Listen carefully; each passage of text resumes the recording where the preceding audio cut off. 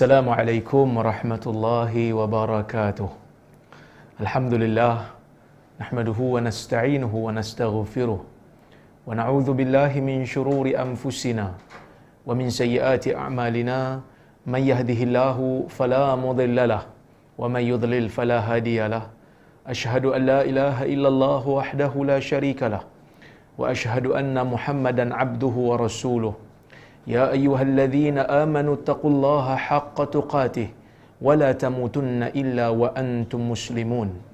Ya ayyuhan nasu taqu rabbakumul ladzi khalaqakum min nafsin wahidah wa khalaqa minha zawjaha wa batha minhuma rijalan katsiran wa nisaa.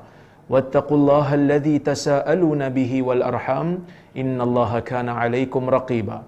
Ya ayyuhalladzina amanu taqullaha وقولوا قولا سديدا يصلح لكم أعمالكم ويغفر لكم ذنوبكم ومن يطع الله ورسوله فقد فاز فوزا عظيما فإن أصدق الحديث كتاب الله وخير الهدي هدي محمد صلى الله عليه وسلم وشر الأمور محدثاتها فإن كل محدثة بدعة وكل بدعة ضلالة أما بعد. Muslimin dan muslimat yang dirahmati oleh Allah Subhanahu wa taala sekalian. Alhamdulillah, pada pagi ini kita dapat bersama-sama berhimpun secara dalam talian bersama dengan Pusat Islam Universiti Pendidikan Sultan Idris untuk kita berbicara serba sedikit tentang kisah penurunan Al-Quran. Yang mana kita semua tahu Al-Quran merupakan kitab yang agung yang Allah Azza wa Jal turunkan kepada umat Islam, bukan hanya di zaman Nabi SAW ia menjadi kitab hidayah, tetapi ia menjadi kitab hidayah sepanjang zaman bermula daripada penurunan Al-Quran kepada Nabi SAW pada bulan Ramadan, sehinggalah ia ditakdirkan oleh Allah Azza wa Jal untuk diambil manfaat daripadanya sepanjang zaman. Bermula daripada Ramadan diturunkan kepada Nabi sehinggalah hari kiamat nanti. Seperti mana firman Allah Subhanahu wa taala di dalam Al-Quran, "Inna nahnu nazzalna dzikra wa inna lahu lahafizun." Sesungguhnya kamilah yang menurunkan Al-Quran dan kamilah yang akan memeliharanya. Tuan-tuan dan puan-puan dirahmati oleh Allah Subhanahu wa taala, Al-Quran itu diturunkan pada bulan Ramadan. Tidak ada perbezaan dalam kalangan ulama apabila Al-Quran itu Allah Azza wa Jal turunkan pada malam Al-Qadar, iaitu Lailatul Qadar, seperti mana firman Allah dalam Al-Quran. Saya pun lupa dah ayat. Dalam suratul Qadr Allah Subhanahu wa taala menyebutkan kami menurunkan Al-Quran pada malam Al-Qadar. Wa ma adraka ma Lailatul Qadr? Inna anzalnahu fi Lailatul Qadr. Kami menurunkan Al-Quran itu pada malam Al-Qadar. Wa ma adraka ma Lailatul Qadr? Kamu tahu tak apa itu Lailatul Qadr? Lailatul Qadri khairum min alfi syahr. Lailatul Qadar lebih baik daripada 1000 bulan. Tuan-tuan, sebahagian ulama mengatakan ini satu benda yang sangat menarik perhatian kita, iaitu Allah Azza wa Jal apabila menurunkan Al-Quran pada bulan Ramadan, maka bulan Ramadan menjadi bulan yang terbaik daripada bulan-bulan yang ada. Itu yang pertama. Kemudian apabila Allah Ta'ala mentakdirkan Jibril alaihi salam yang membawa Al-Quran kepada Nabi Muhammad sallallahu alaihi wasallam, yang digelar di dalam Al-Quran sebagai pembawa wahyu yang membawa Al-Quran kepada Nabi, maka Jibril menjadi malaikat yang termulia di kalangan malaikat-malaikat. Nabi Muhammad sallallahu alaihi wasallam sebagai nabi yang dipilih oleh Allah Azza wa Jal untuk menerima Al-Quran, maka nabi juga menjadi nabi yang paling mulia di kalangan para anbiya. Umat Islam yang menerima Al-Quran, mengamalkan Al-Quran, menjadi umat yang terbaik di kalangan umat-umat yang ada. Jadi kalau kita nak menjadi manusia yang mulia, nak menjadi manusia yang terbaik di sisi Allah Azza wa Jal, maka tidak ada jalan lain melainkan kita mesti untuk menjadikan Al-Quran sebagai panduan. Tuan-tuan dan puan-puan dirahmati oleh Allah Subhanahu wa taala sekalian, mungkin di antara kita ada yang keliru. Bila mana kita membaca Al-Quran, Allah Ta'ala mengatakan Al-Quran itu turun pada malam Al-Qadar. Bila kita tengok di dalam hadis, saya baca tadi, surah Al-Qadar, Allah Azza wa Jal mengatakan, kami menurunkan Al-Quran pada malam Al-Qadar. Bila kita baca hadis, Nabi sallallahu alaihi wasallam mengatakan malam Al-Qadar berlaku pada 10 malam yang terakhir di bulan Ramadan. Seperti mana sabda Nabi sallallahu alaihi wasallam, iltamisuhu fil ashril awakhir min Ramadan, ataupun taharruhu fil ashril awakhir min Ramadan, atau kama qala, carilah malam Al-Qadar itu pada 10 malam yang terakhir di bulan Ramadan. Bahkan Nabi sallallahu alaihi wasallam di dalam sirahnya dengan perbuatannya, Nabi sendiri menunjukkan kepada kita bahawasanya perbuatan Nabi itu sendiri, bila masuk 10 malam yang terakhir, Nabi akan menjadi bersungguh lebih daripada biasa untuk mencari malam Al-Qadar. Tiba-tiba sebahagian daripada kita mengatakan nuzul Quran pada malam 17. Ni esok ni kita cuti ni. Bila orang tanya cuti apa? Nuzul Quran, dia kata, penurunan Al-Quran. Kalau orang tanya kita, Ustaz, Al-Quran kata dia turun pada malam Al-Qadar. Nabi kata Al-Qadar 10 malam yang terakhir. 17 Ramadan, belum masuk 10 malam yang terakhir lagi. Jadi macam mana ni? Kita nak cuti ke tidak? Mungkin ada sebahagian kata, tak apalah Ustaz, yang penting kita cuti bila pun tak apa. Mungkin ada yang fikir begitulah.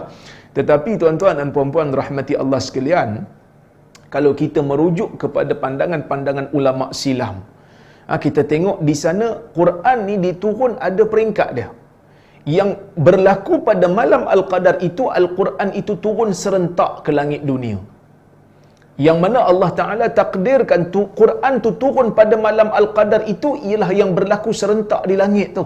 Itu yang berlaku pada malam Al-Qadar, yang tu yang kita tak tahu. Melainkan hanya Nabi sebut di dalam hadis 10 malam yang terakhir. Tetapi yang kita nak bincang pada hari ini, ataupun yang orang kata satu Malaysia dok bincang 17 Ramadan sebagai nuzulul Quran, ia merupakan satu tarikh yang disebut oleh sebahagian ulama, sebahagian pengkaji sirah, yang mana mereka mengatakan 17 Ramadan merupakan tarikh permulaan kenabian, tarikh turunnya surah Al-Alaq, sebahagian daripada surah Al-Alaq kepada Nabi sallallahu alaihi wasallam di Gua Hira.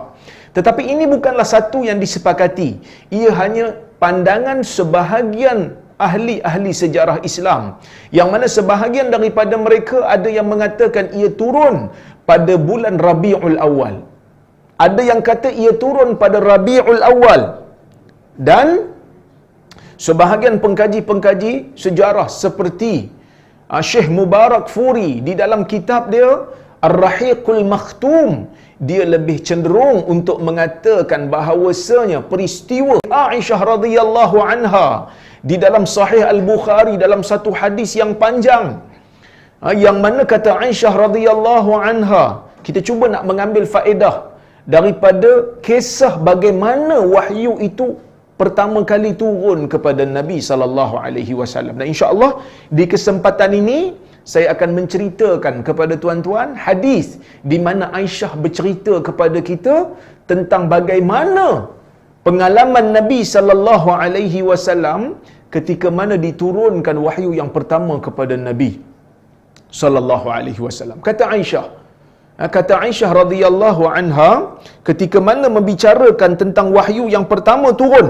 kepada Nabi sallallahu alaihi wasallam, Al-Imam Al-Bukhari meriwayatkan, kata Aisyah, awwalu ma budi'a bihi Rasulullah sallallahu alaihi wasallam minal wahyi ar-ru'ya as-salihatu fin naum atau ru'ya as-sadiqatu fin naum.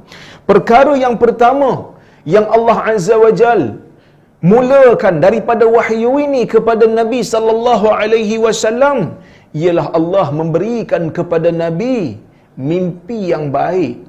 Dalam riwayat yang lain disebutkan mimpi yang betul, mimpi yang benar di dalam tidur. Sebahagian ulama mengatakan bahawasanya Allah Azza wa Jal memberikan mimpi yang benar, mimpi yang betul ni kepada Nabi sallallahu alaihi wasallam selama 6 bulan, tuan-tuan. 6 bulan berlaku. Fakana la yara ru'ya illa ja'at misla falakis subh. Kata Aisyah, Nabi tidak terlihat di dalam mimpinya itu, melainkan mimpi itu datang jelas seperti mana cahaya pagi. 6 bulan berlaku. Mimpi betul-betul berlaku. Kita semua tahu, tuan-tuan, yang mana mimpi ni ia memberikan khabar sebahagian. Sebahagian mimpi ada yang dipanggil sebagai adghasul ahlam, mainan tidur. Ada mimpi yang dipanggil sebagai mimpi as-sadiqah, mimpi yang benar. Yang ni dibincangkan oleh para ulama. Sebahagian ulama ada tulis kitab pun berkenaan dengan tafsir mimpi ini. Cuma sebahagian daripada mereka mengatakan mimpi yang memberikan petunjuk ni, kalau bagi kita lah, mimpi yang memberikan petunjuk ialah mimpi yang mana dia bila kita bangun tu terlekat mimpi itu dalam kepala. Dan mungkin juga dia berulang-ulang, maka mimpi itu memberikan isyarat. Tetapi mimpi orang biasa ni bukan wahyu. Ia hanya memberikan khabar. Berbeza dengan mimpi para anbiya, berbeza dengan mimpi Nabi. Mimpi Nabi ini betul dipanggil sebagai wahyu. Sebab itu kalau kita tengok dalam sirah bagaimana Nabi Ibrahim alaihi salam apabila bermimpi dia sembelih Nabi Ismail, maka terus dilaksanakan perintah itu. Dan dia terus bagi tahu dan minta pendapat kepada anak dia Ismail. Fanzur madza tara. Kamu tengok apa pandangan kamu?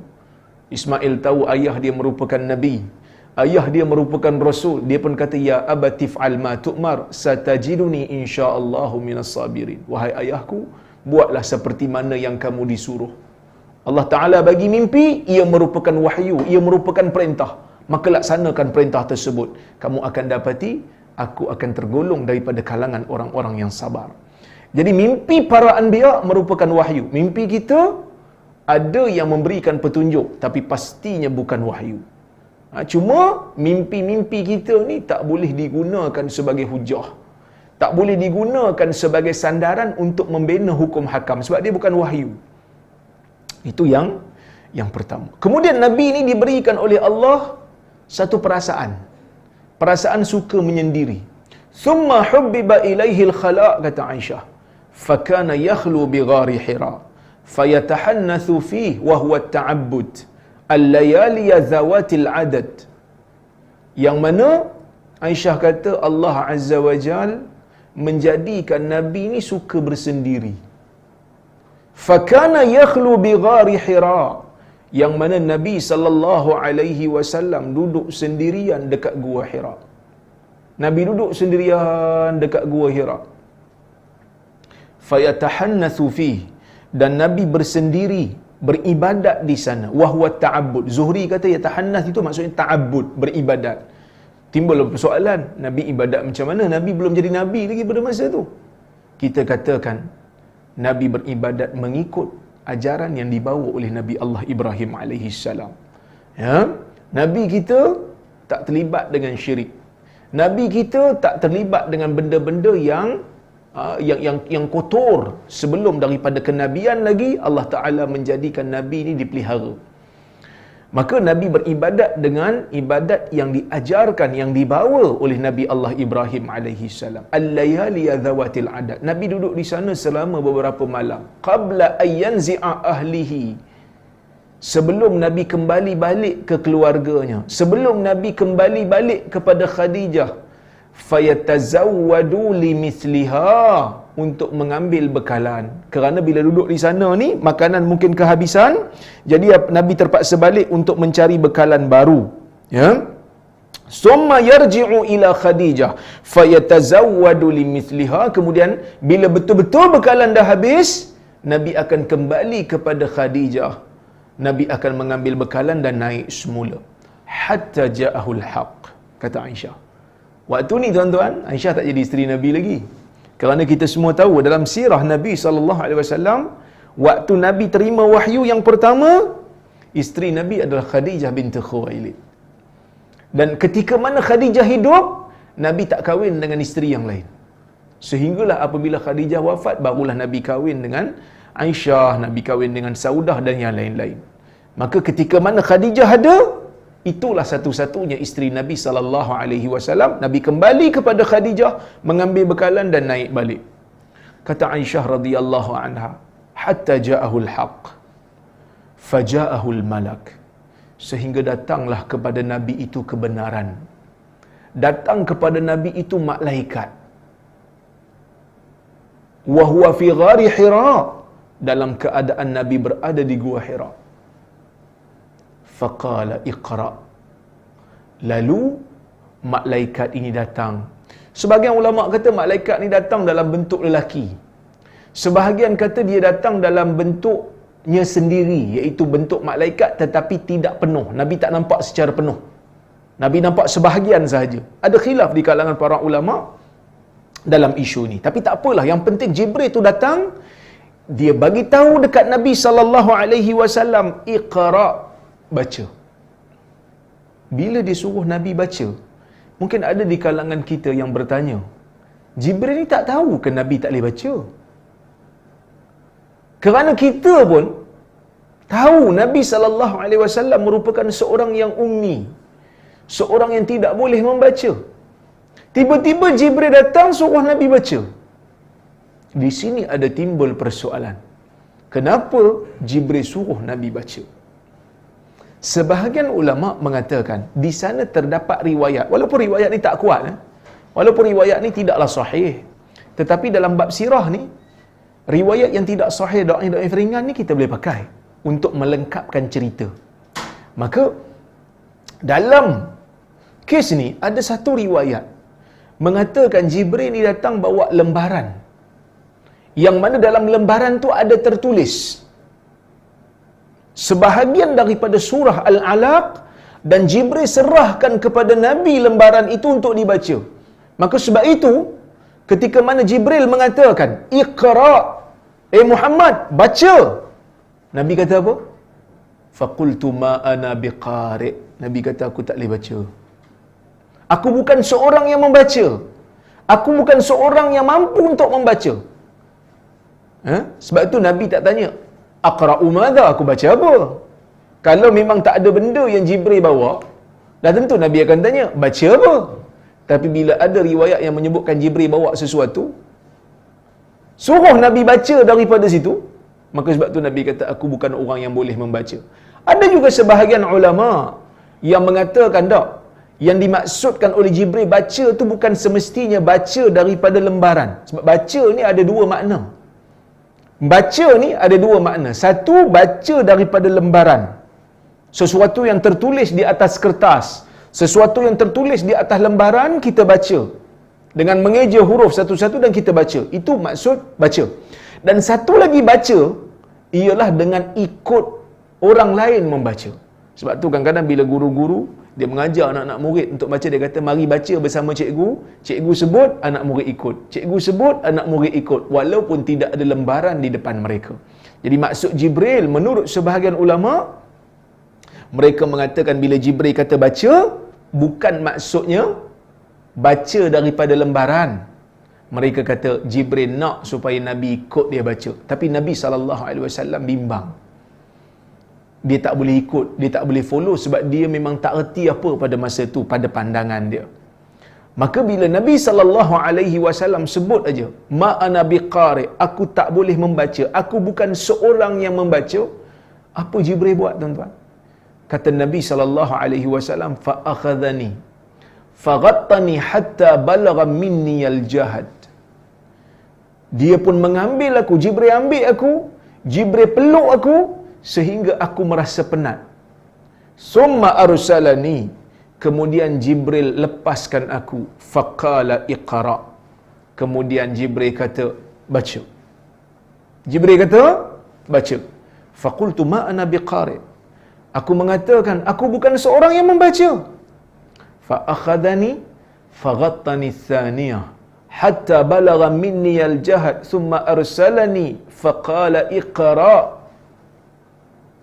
Jibril pun bila Nabi kata aku tak boleh baca, aku bukan seorang yang boleh membaca, maka Jibril pun ambil aku, Jibril peluk aku. Kali kedua. Peluk sehingga aku rasa penat. Kemudian dia lepaskan aku dan dia kata, baca. Faqultu ma ana biqari. Aku kata, aku bukan seorang yang boleh membaca. Fa akhadani faghattani tsalitsah hatta balagha minni al-jahd. Dan dia ambil aku kali ketiga, dia peluk aku sehingga aku rasa kesesakan, kepenatan, haran untuk bernafas. Kemudian dia lepaskan aku dan dia katakan, iqra bismi rabbikal ladzi khalaq. Bacalah dengan nama Tuhanmu yang menciptakan. Khalaqal insana min 'alaq. Yang menciptakan manusia daripada alaq. Iqra wa rabbukal akram. Bacalah dan Tuhanmu itu maha mulia. Tuan-tuan dan puan-puan rahmati Allah Subhanahu wa taala sekalian. Di sini kita nak berhenti kejap, kita nak ambil faedah daripada peristiwa ni. Mungkin ada di antara kita yang bertanya. Mungkin ada di antara kita yang bertanya, iaitu kenapa Jibril peluk Nabi sallallahu alaihi wasallam dengan pelukan yang kuat sehingga Nabi kata aku sukar untuk bernafas.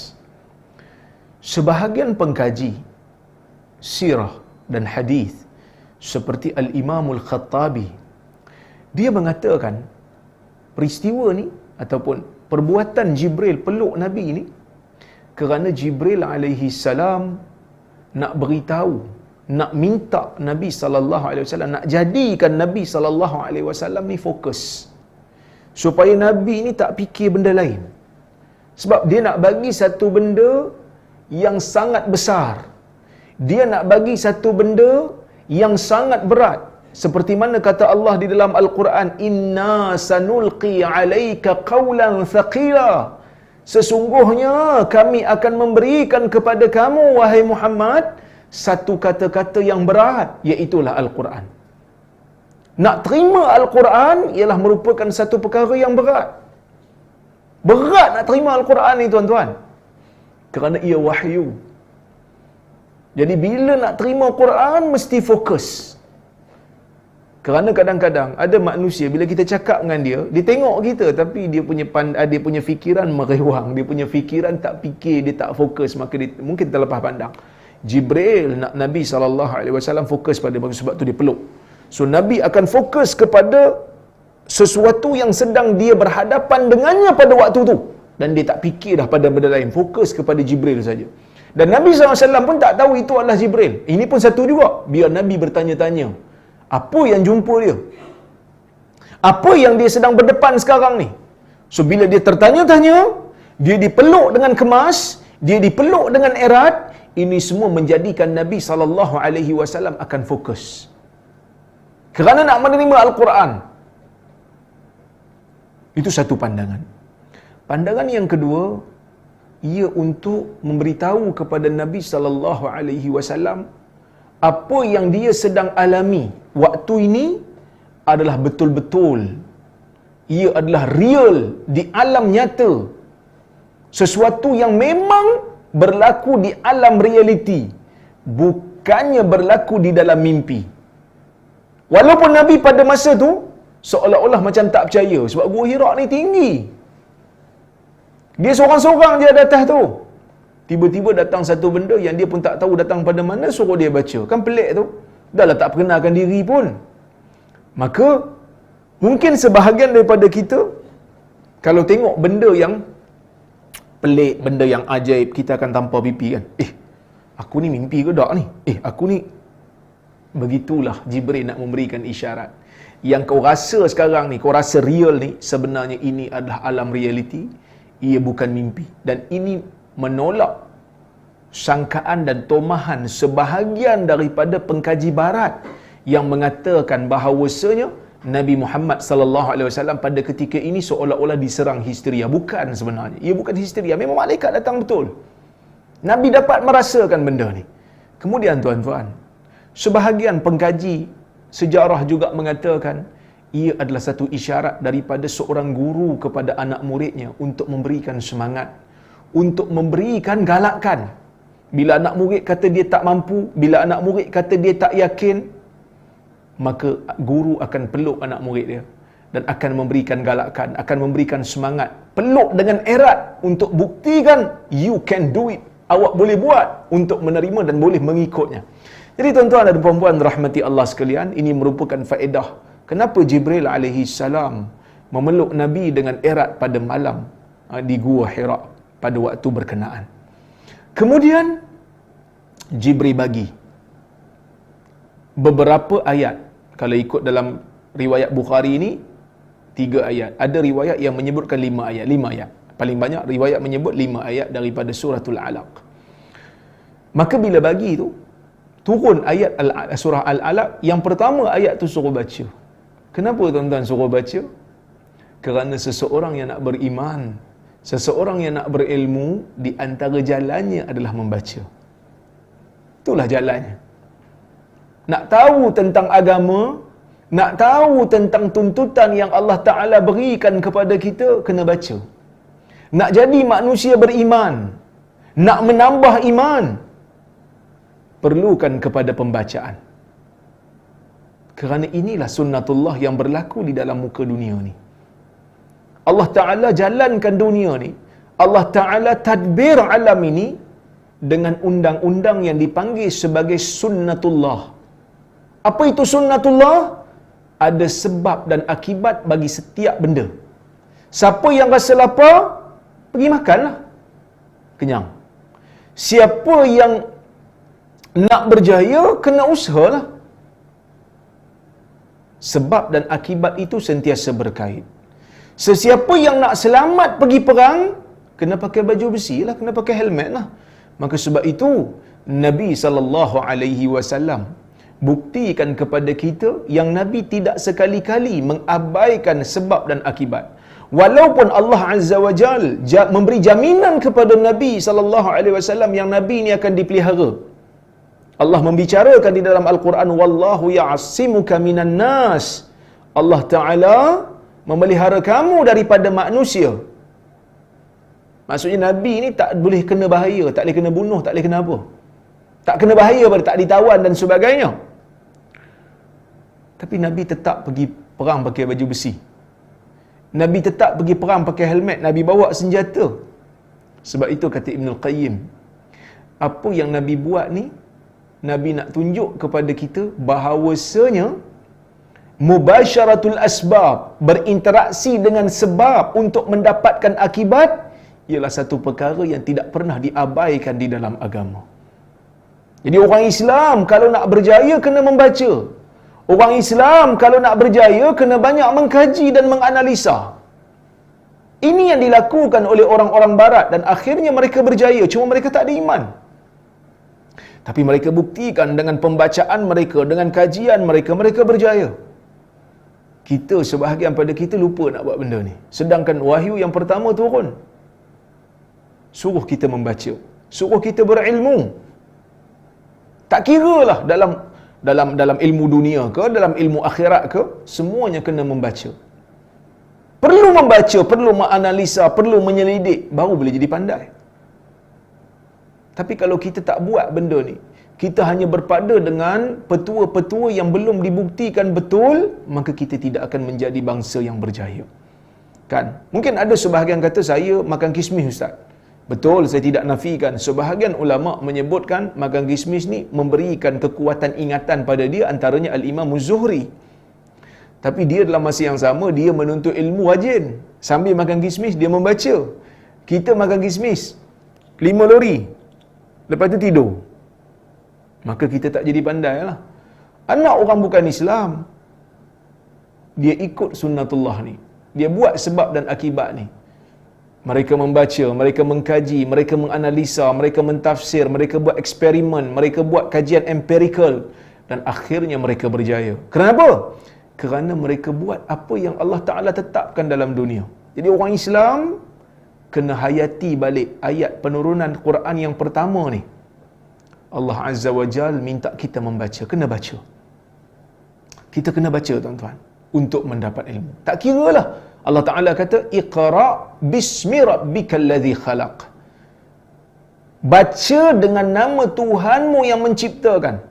Baca untuk menjadi orang mukmin yang mengakui keesaan Allah, yang mengakui bahawasanya segala alam ini adalah ciptaan Allah. Orang barat, sebahagian mereka bila baca nak faham fenomena alam, tapi menafikan kuasa Tuhan apabila sebahagian daripada mereka menjadi ateis. Kita tak. Allah Ta'ala suruh kita membaca, kaji, nilai, semak, kemudian beriman dengan kebesaran Allah Azza wa Jal. Bahkan Quran tu pun kalau kita kaji, sangat banyak ayat-ayat dalam Al-Quran yang mengandungi mukjizat-mukjizat yang sangat hebat. Daripada mukjizat saintifiknya, daripada mukjizat sejarahnya, daripada mukjizat linguistiknya, ini semua terkandung di dalam Al-Quran untuk kita gali dan kaji. Dan kalau kita tengok di antara surah yang pendek di dalam Al-Quran, kalau kita kaji betul, kita akan dapati bahawasanya tuan-tuan, Al-Quran memang datang daripada Allah dan tidak ada ragu lagi. Umpamanya surah Al-Masad, Allah Azza wa Jal menceritakan tentang bagaimana Abu Lahab akan masuk ke dalam neraka Allah. Tuan-tuan, ayat ni turun ketika mana, kalau ikut sebahagian ulama tafsir, mereka mengatakan ayat ni turun ketika mana Abu Jahal menyebutkan kepada Nabi Muhammad sallallahu alaihi wasallam. Nabi sallallahu alaihi wasallam bila menerima perintah daripada Allah untuk berdakwah secara terang-terangan, Nabi panggil orang-orang yang berada di Mekah pada masa itu. Nabi duduk dekat Bukit Safa yang di Mekah tu, kemudian Nabi panggil, ya Bani Adi wa ya Bani Fihr, wahai anak-anak Adi, wahai anak-anak Fihr. Jadi semua tengok bila Nabi Muhammad nak cakap. Dia orang tak tahu Nabi Muhammad tu dah jadi Nabi. Dia orang pun nak dengar lah cakap Nabi, sebab Nabi kan sebelum dia declare dia adalah Nabi, orang percaya kat dia. Maka semua nak dengar cakap dia. Yang tak mampu nak datang pun akan hantar wakil, kau pergi dengar Muhammad nak cakap apa, penting tu, nanti bagi tahu aku. Nabi SAW bagi tahu apa? Ya ma'syara Quraisy, law akhbartukum bi anna khailan bil wadi turidu an tughira alaikum fahal antum musaddiqi. Wahai sekalian Quraisy, kalau aku beritahu kepada kamu bahawasanya ada tentera berkuda yang datang dalam keadaan nak menyerang kamu dalam keadaan kamu tidak sedar dan tidak bersedia, adakah kamu percaya cakap aku? Apa kata Quraisy? Ma jarabna alayka kadiban ya Muhammad. Kami belum lagi ada pengalaman ditipu dengan kamu wahai Muhammad. Maka mereka percaya. Maka Nabi SAW pun meneruskan ucapan dakwah yang pertama secara terang-terangan. Nabi kata, inni nadhirul lakum bayna yaday azabin syadid. Sesungguhnya aku pemberi berita buruk kepada kamu, aku pemberi amaran kepada kamu tentang azab yang bakal menimpa kamu. Apa Abu Lahab kata? Tabballaka ya Muhammad sa'iral yawm. Celaka kamu wahai Muhammad satu hari ini. Dicelakakan Nabi. Alihada jama'atana, kata Abu Lahab. Adakah kerana ini kamu himpunkan kami? Adakah kerana kamu nak cakap benda ni kamu himpunkan kami? Nak cakap pasal kami akan terima azab? Maka turunlah ayat Allah Ta'ala memberitahu kepada Nabi Muhammad sallallahu alaihi wasallam dan orang Islam pada masa itu keseluruhannya. Tabbat yada Abi Lahab wa tab. Celakalah kedua tangan Abu Lahab. Yang mana segala usaha harta Abu Lahab sekali-kali tidak mampu untuk membebaskan dia daripada kecelakaan. Yang mana Abu Lahab ni akan masuk ke dalam neraka Allah. Tuan-tuan, ayat ni turun waktu Abu Lahab tengah ada lagi. Waktu Abu Lahab masih hidup. Ayat ni turun bagi tahu Abu Lahab dalam neraka. Abu Lahab masih hidup. Cuba tuan-tuan bayang, kalaulah kata tiba-tiba Abu Lahab ambil keputusan masuk Islam, apa jadi pada ayat ni? Ayat ni jadi tak valid. Tapi satu statement yang begitu berani daripada Al-Quran mengatakan Abu Lahab memang tak akan masuk Islam dan tak akan terima kebenaran. Dan tuan-tuan, betul sebenarnya apa yang disebutkan oleh Al-Quran, kerana Al-Quran merupakan mukjizat yang diturunkan oleh Allah Azza wa Jal. Abu Lahab mati dalam keadaan tidak beriman kepada Nabi. Abu Lahab mati dalam keadaan memusuhi dakwah Nabi dan mengganggu dakwah Nabi. Maka sebab itu kita katakan Al-Quran mendahului zaman. Allah Azza wa Jalla tahu apa yang akan berlaku kepada Abu Jahal kerana Allah Ta'ala itu alimun khabir. Sesuatu yang telah berlaku Allah Ta'ala tahu. Semua yang sedang berlaku Allah Ta'ala tahu. Dan apa yang akan berlaku pun Allah Ta'ala tahu. Maka sebab itu bila Allah Ta'ala suruh kita membaca dan mengkaji. Ilmu dunia kita kaji untuk mencari kebesaran Allah. Al-Quran dan As-Sunnah juga kita kaji untuk memahami perintah Allah. Dan dalam masa yang sama untuk membuktikan kepada orang bukan Islam bahawasanya Al-Quran ini adalah Al-Quran yang diturunkan oleh Allah yang menciptakan alam ini. Kita tak paksa orang untuk menerima Islam. Kerana orang yang beriman dalam keadaan takut kerana bimbang dia dibunuh kerana tak menerima Islam ini, Islam dia itu iman dia pun tak sah. Iman mesti percaya betul-betul, bukan kerana dipaksa. Bahkan kalau dia menyembunyikan kekufuran dan menzahirkan Islam, munafik dia. Tak sah iman dia. Apa yang perlu kita buat? Di zaman ini, kita perlu memperkenalkan kehebatan Al-Quran kepada orang bukan Islam. Just cerita tentang kehebatan Al-Quran. Cerita kepada orang bukan Islam. Kenapa Al-Quran itu benar? Bagaimana dia benar? Saya teringat lagi, sewaktu saya membaca satu kitab dalam I'jaz Al-Quran. Dalam kitab Kemukjizatan Al-Quran, di dalam Al-Quran ni dia ada satu yang dipanggil sebagai Al-I'jaz At-Tarikhi. Mukjizat sejarah. Dalam Al-Quran ada beberapa ayat. Kalau tuan-tuan semak di dalam Al-Quran, banyak kisah Nabi Musa alaihi salam diceritakan oleh Allah. Banyak kisah Nabi Musa ni memang banyak. Tak dinafikan. Okey? Kemudian, bila kita tengok kisah Nabi Musa, Allah Ta'ala akan refer kepada pemerintah di zaman Nabi Musa tu dengan nama Fir'aun. Fir'aun tu sinonim lah. Bila kisah Nabi Musa aja, yang menentang Nabi Musa, mesti Fir'aun. Okay. Carilah mana-mana ayat yang menceritakan tentang pemerintah zaman Nabi Musa, memang dia akan guna gelaran Fir'aun. Kita ada satu lagi kisah Nabi Yusuf. Dalam surah Yusuf, Allah Ta'ala cerita kisah Nabi Yusuf. Dan di zaman Nabi Yusuf pun ada raja di Mesir. Tapi raja di zaman Nabi Yusuf, sekali pun Allah Ta'ala tak panggil dia dengan gelaran Fir'aun. Contoh pergi semak Quran. Kadang-kadang kita tak perasan, begitu tepatnya pemilihan kata-kata yang digunakan oleh Allah di dalam Al-Quran. وَقَالَ الْمَلِكُ ائْتُونِي أَسْتَخْلِصْهُ لِنَفْسِي.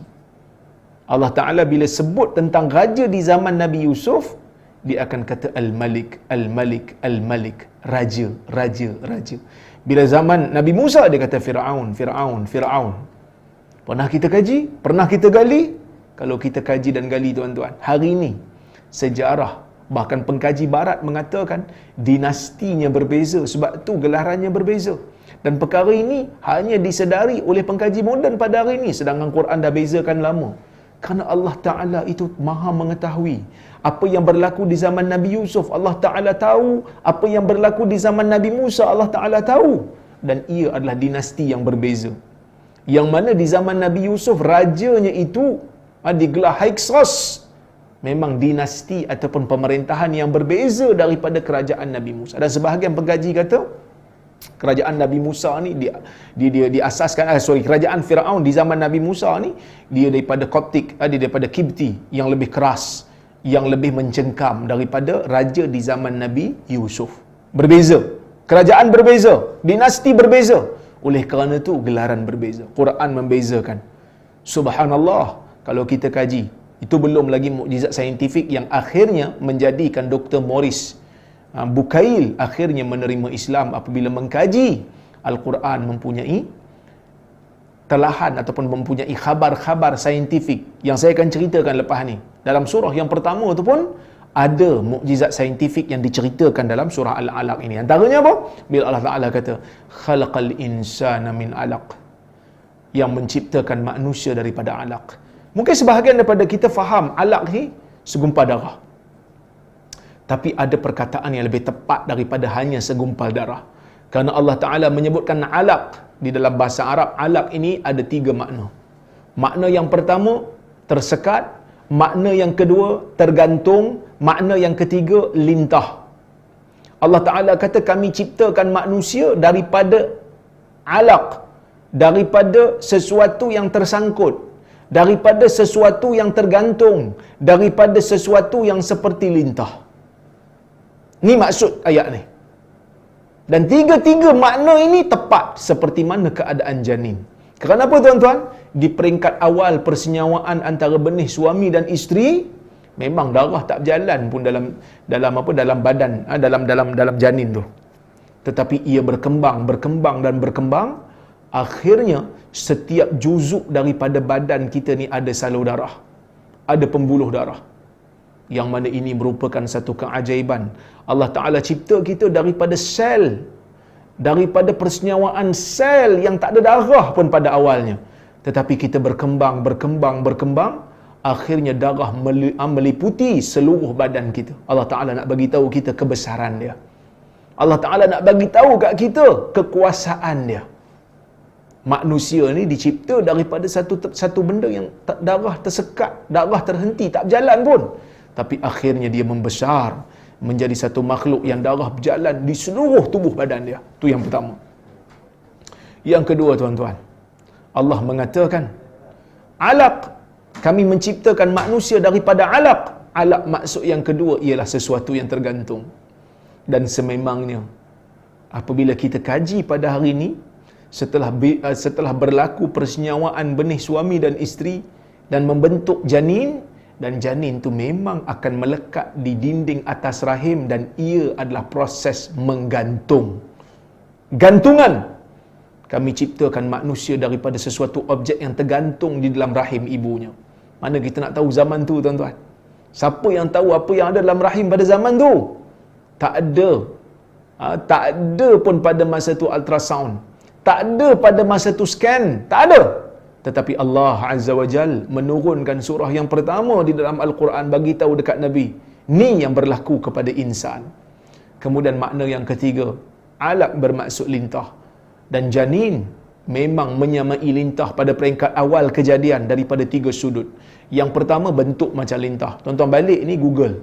Embryo leech. Embryo tu janin, leech L-E-E-C-H. Tengok bentuk janin di peringkat awal dan tengok bentuk lintah. Sebiji sama. Subhanallah. Ini merupakan kebesaran Allah Azza wa Jal. Menceritakan kepada orang di zaman tu tentang keadaan janin di peringkat awal. Sedangkan sains belum lagi maju di zaman tu. Dan hari ini dibuktikan ia benar. Sama bentuk. Yang kedua, sifat sama. Iaitu janin duduk di dalam air ketuban, manakala lintah duduk di dalam air paya. Sama. Dan yang ketiga, ciri-ciri pun sama, iaitu janin hisap zat daripada plasenta ibu dia, menyedut. Lintah juga menyedut darah daripada haiwan, dan ini juga sama. Jadi tuan-tuan, Allah Azza wa Jal menurunkan ayat Quran untuk yang pertama ni, untuk menjadikan orang Muslim ni bukan hanya pandai dari sudut agama, tetapi pandai dari sudut sains dan teknologi, mengkaji tentang kebenaran Al-Quran dengan pembuktian saintifik. Bagaimana alam ni berjalan, dan dibuktikan bahawasanya Quran itu selari dengan pembuktian moden pada hari ini. Sepatutnya kita menjadi umat yang membaca. Bila masuk nuzul Quran, kena jadi umat yang membaca. Kena jadi umat yang rajin.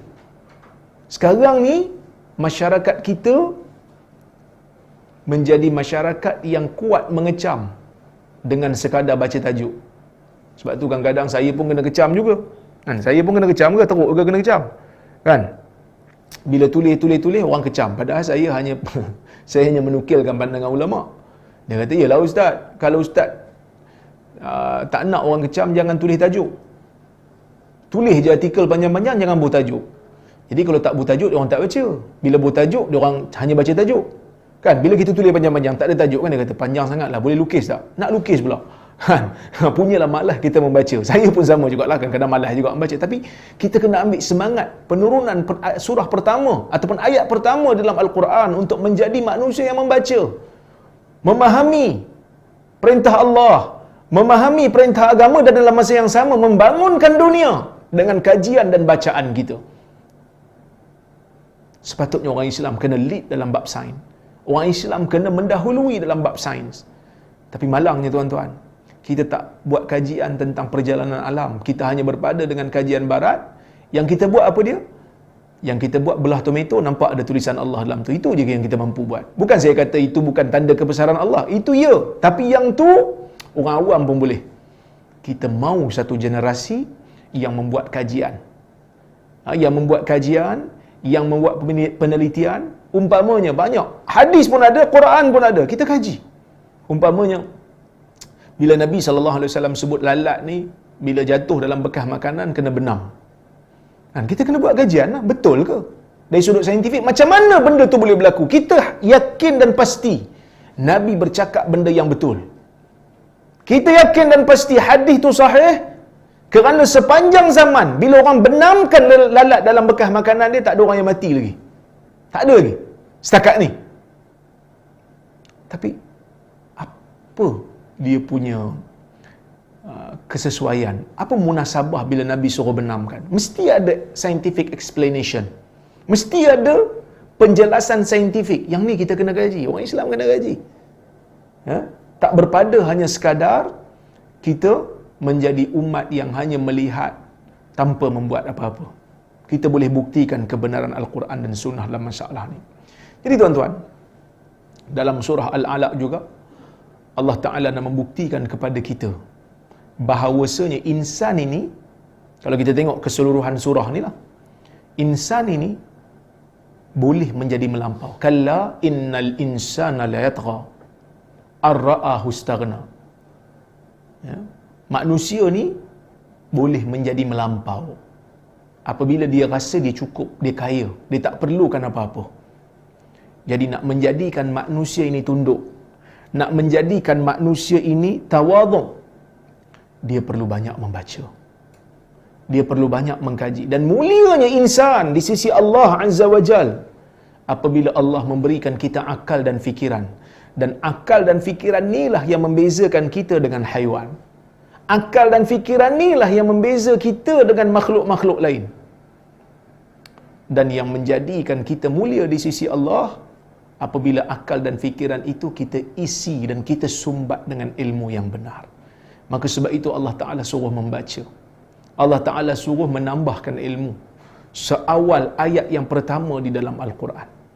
Nabi, tuan-tuan dan puan-puan rahmati Allah sekalian, bila dapat wahyu ni, bila dapat surah ni, ayat ni, Nabi tak tahu apa. Pada masa tu, Nabi tak tahu.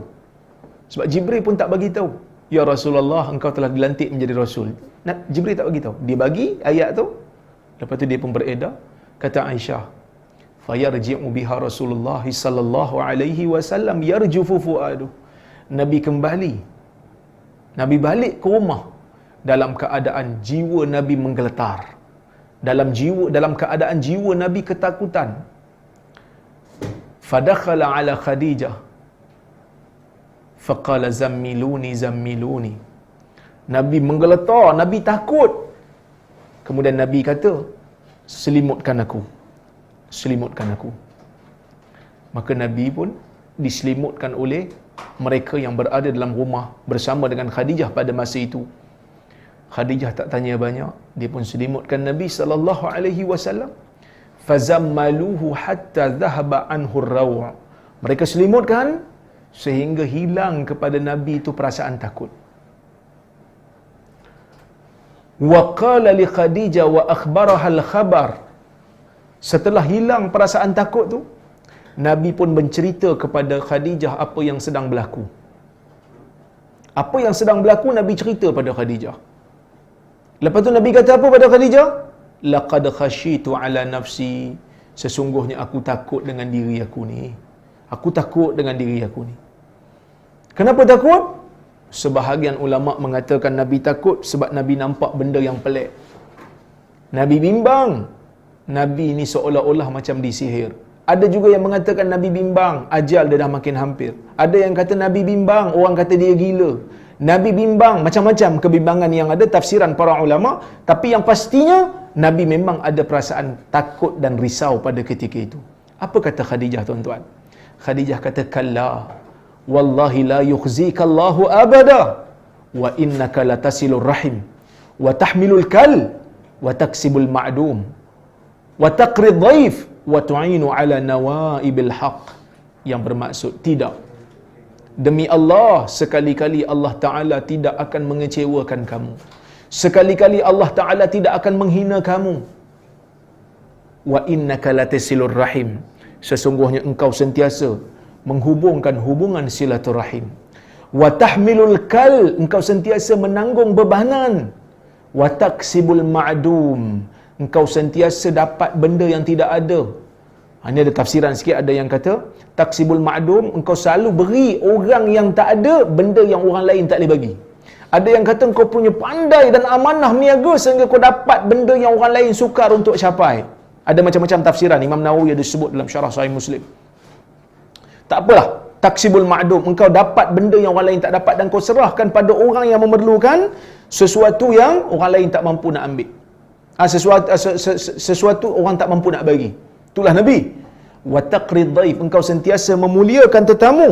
Wa tu'inu ala nawaibil haq, dan engkau sentiasa membantu perkara yang dikatakan sebagai kebenaran. Tuan-tuan, ini Khadijah. Khadijah pun tak tahu apa yang Nabi alami. Tapi Khadijah memberikan sumbangan. Sumbangan pertama, tenangkan pendakwah. Bila kita nak jadi orang yang berilmu, bila kita nak jadi pengubah masyarakat, kadang-kadang kita terpaksa berhadapan dengan cabaran dan dugaan. Dan cabaran dan dugaan ini merupakan lumrah di dalam jalan dakwah. Dan orang yang tidak mampu untuk menjadi pengubah, untuk menjadi perubah, untuk memperbaiki, perlu untuk memberi semangat kepada orang yang mampu buat. Sejarah membuktikan daripada awal peristiwa wahyu turun kepada Nabi SAW, Khadijah telah memberikan sumbangan yang pertama. So, bila turun je wahyu yang pertama, bukan hanya Nabi berperanan. Khadijah yang merupakan orang yang rapat dengan Nabi, isteri Nabi berperanan. Bagi semangat. Bagi semangat. Kita pun sama. Mungkin kita bukan pendakwah, mungkin kita bukan ustaz, tapi setidaknya kita bagi semangat kepada orang yang nak melakukan kebaikan, orang yang nak merubah masyarakat ke arah yang lebih baik. Kita bagi semangat. Kecaman memang ada, fitnah memang ada, tetapi kita lalui dengan sabar. Kita tak mampu buat, kita bagi semangat kepada orang yang mampu buat. Kerana kita tahu setiap zaman Nabi janji, la tazalu ta'ifatun min ummati zahirina 'alal haqq, akan sentiasa ada satu puak di kalangan umat aku yang zahir di atas kebenaran. Kemudian Khadijah pun tak faham, tapi dia tenangkan Nabi, dia pujuk Nabi. Kemudian dia kata apa? Kemudian kataan Khadijah ni juga nak membuktikan kepada kita, pendakwah kena akhlak baik lah. Pendakwah kena akhlak baik lah. Sebab itu Khadijah sebut satu-satu ni sifat baik Nabi ni. Sebab itu tuan-tuan, ni seorang isteri puji suami dia, direct dia bagi tahu ni satu-satu. Orang pernah tanya Aisyah, macam mana akhlak Nabi kat rumah? Aisyah kata, kana khuluquhul Quran, akhlak Nabi itu Quran.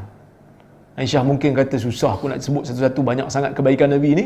Macam mana hang tengok Quran, macam itulah Nabi punya akhlak. Kita pun samalah, pendakwah akhlak kena baik.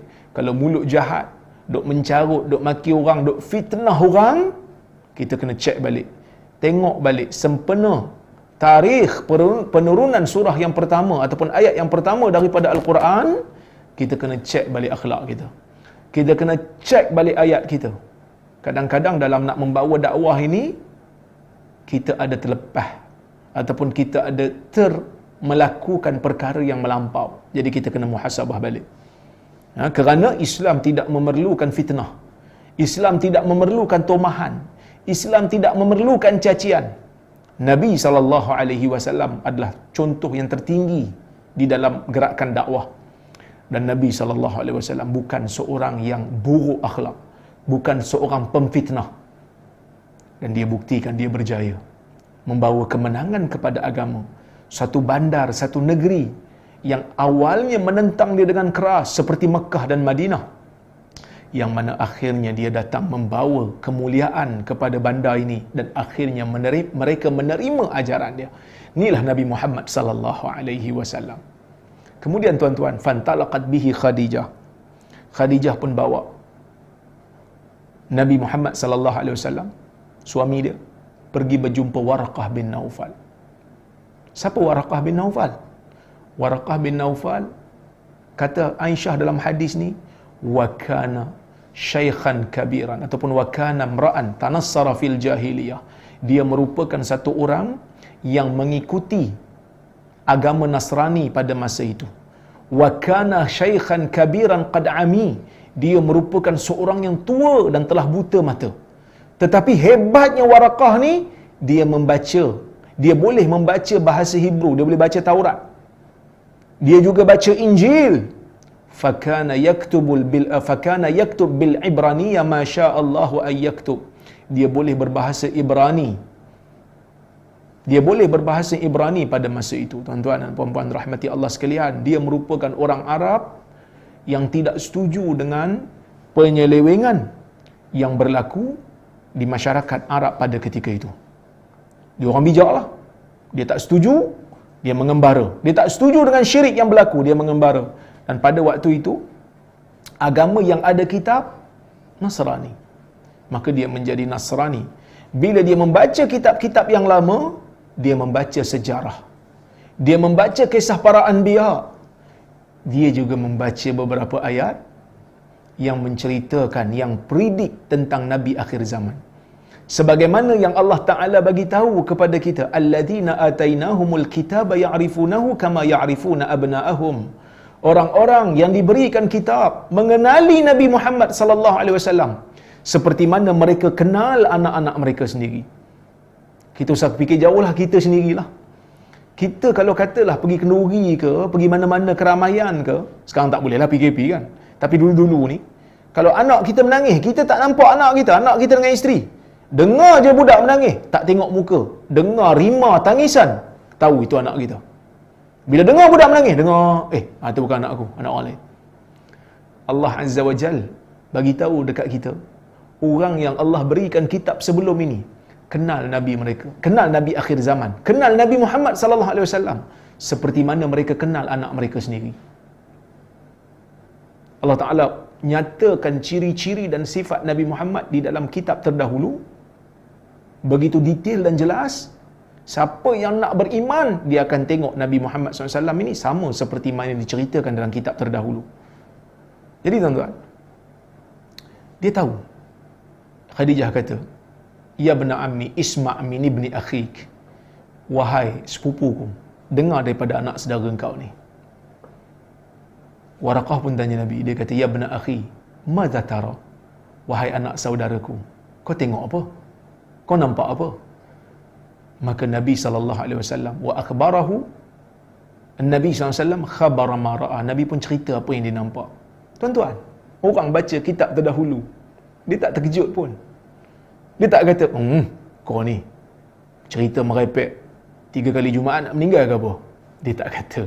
Kerana dia tahu cerita ni cerita betul. Dia kata, hadzal namus alladhi nazzala Allahu ala Musa. Yang ni namus, yang ni pembawa berita rahsia, ini pembawa wahyu ni yang Allah Ta'ala pernah hantar kepada Musa. Dia tak terkejut tuan-tuan. Dia kata, inilah namus yang Allah Ta'ala turunkan kepada Musa. Inilah pembawa wahyu, inilah malaikat yang Allah Ta'ala pernah turunkan kepada Musa. Ya laitani fiha jaza'ah. Tengok dia kata apa? Alangkah baiknya kalau aku masih muda. Dia dah tua dah masa ni. Laitani akunu hayyan idh yukhrijuka qaumuk. Alangkah baiknya kalau, alangkah bagusnya kalau aku masih muda. Alangkah baiknya kalau aku masih hidup ketika mana kaum kau halau kau keluar daripada kampung halaman kau. Tuan-tuan, macam mana dia boleh tahu ni? Baru turun 5 ayat. tiba-tiba cerita pasal kena halau ni. Nabi bila dengar tuan-tuan, benda ni, Nabi pun terkejut. Awa mukhrijiyahum, adakah mereka akan halau aku? Dengan yakinnya Waraqah kata, na'am. Ya, mereka akan halau engkau. Lam ya'ti rajulun bimisli ma ji'ta bihi illa udi. Tidak ada seorang lelaki pun yang membawa ajaran seperti mana yang kau bawa, melainkan dia akan dimusuhi. La in adrakni yaumuka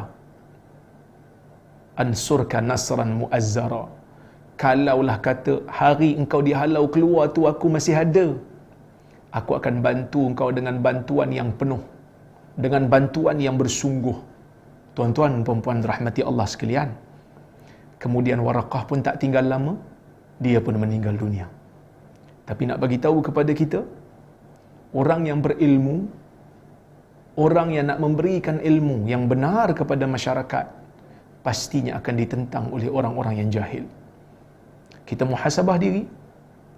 Kita perlu ada teman yang baik, yang ikhlas dalam menegur. Dan setelah muhasabah berlaku, setelah kawan-kawan yang baik memberikan teguran dan kita rasa memang kita dah menyampaikan ilmu tu dengan cara yang baik, tetapi bila ada cabaran juga, kita sabar. Kerana inilah jalan para anbiya. Inilah jalan mereka yang membawa kebenaran. Dan kita harus berbangga. Kerana Allah Azza wa Jal memilih kita untuk berada di atas jalan ilmu, menyampaikan kebenaran daripada Allah Azza wa Jal dan daripada Nabi Muhammad sallallahu alaihi wasallam. Jadi penurunan wahyu yang pertama ini tuan-tuan menjadikan kita individu, hibrah yang kita boleh ambil, menjadikan kita individu yang sentiasa menghargai ilmu yang benar, sentiasa membawa ilmu yang benar, hidup di atas landasan ilmu yang benar dan menyampaikan ilmu yang benar kepada orang lain. Walaupun kita terpaksa berhadapan dengan cabaran yang benar, cabaran yang berat, tetapi demi kebenaran kita sanggup. Kerana inilah jalan para anbiya, inilah jalan Nabi Muhammad sallallahu alaihi wasallam. Jadilah lebih kurang yang saya boleh ceritakan pada pagi ini. Mudah-mudahan apa yang saya ceritakan ini memberikan kita sedikit semangat untuk kita meneruskan kehidupan kita sebagai seorang Muslim. Cabaran ada, saya tak nafi, cabaran memang ada tuan-tuan. Mana-mana orang akan dicabar, mana-mana orang akan ada dia punya halangan dan cubaan. Tetapi muhasabah dulu. Jangan syok sendirilah, kita duk maki orang, orang duk kecam kita, kita kata tak apa, ini orang cabaran. Muhasabah dulu. Ya, muhasabah diri, minta kawan-kawan cek dan semak, betul tak yang kita bawa, betul tak cara kita bawa, betul tak metod kita. Dan kalau kita dah semak betul, tapi orang tetap kecam, ketahuilah, itu merupakan lumrah di dalam jalan membawa ilmu. Tak kira lah sama ada bawa ilmu agama ke, bawa ilmu dunia ke. Hari ni orang yang belajar perubatan pun kena kecam. Sedangkan dia nak menyelamatkan nyawa orang daripada COVID pun kena kecam. Dianggap sebagai penyembah WHO. Sedangkan mereka bekerja siang dan malam untuk menyelamatkan manusia daripada terkena wabak. Dan kita juga doakan mudah-mudahan saudara-saudara kita yang berada di India agar diselamatkan oleh Allah. Dan negara kita juga diselamatkan oleh Allah daripada wabak yang menular begitu dahsyat sekali. Mudah-mudahan Allah Ta'ala memberikan kita kesejahteraan di dunia dan akhirat, insya-Allah. Saya rasa cukuplah sekadar tu, masa pun dah cukup. Saya ucapkan terima kasih banyak kepada Pusat Islam Universiti Pendidikan Sultan Idris, pengarah dan juga semua staf yang ada ni depan-depan saya ni. Staf ni dia orang pun betul-betul tekun tengok kamera. Saya pun tak tahu dia tengok saya ke ataupun tengok benda lain. Takut buka Facebook pula. Mudah-mudahan ada manfaat daripada program pagi ini. Saya ucapkan terima kasih banyak kepada semua hadirin dan hadirat juga yang bersama dengan kita pada pagi ini. Kalau ada kesilapan, salah ucapan daripada saya, terkasar bahasa di mana-mana, saya mohon maaf. Aqulu qawli hadha wa astaghfirullahal azim li wa lakum. Wassalamu alaikum warahmatullahi wabarakatuh.